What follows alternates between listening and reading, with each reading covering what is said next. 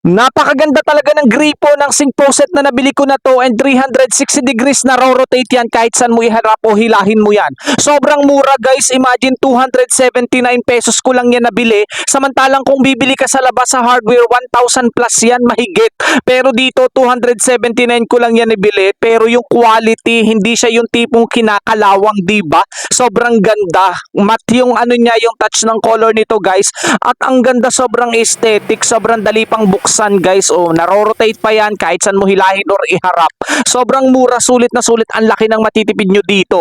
Ang maganda dito kapag ganito yung gripo mo, nakakasipag maghugas ng pinggan, 'di ba? Kaya lagi kang kahit nasa kusina, ang sarap tingnan, ang sarap sa mata, hindi nakaka-stress kapag maganda yung gripo, yung mga gamit na nasa kusina or sa kitchen mo. Kaya kung gusto mo rin ng ganyang klase ng gripo, ayan lang guys, pindutin mo na yung yellow basket na habang mura pa. Kaya kung ako sa inyo, wag nyo nang patagalin, di ba? Sobrang gandang aesthetic. Mayroon din ikaw kulay na ibang pagpipilian. Kung gusto mo ng kulay parang silver, available din yan. Pero syempre, pinili ko yung black kasi parang mas maganda na in love ako dito sa black na to. Sobrang mura ha, kaya ano pang iniintay nyo guys, i-check out mo na.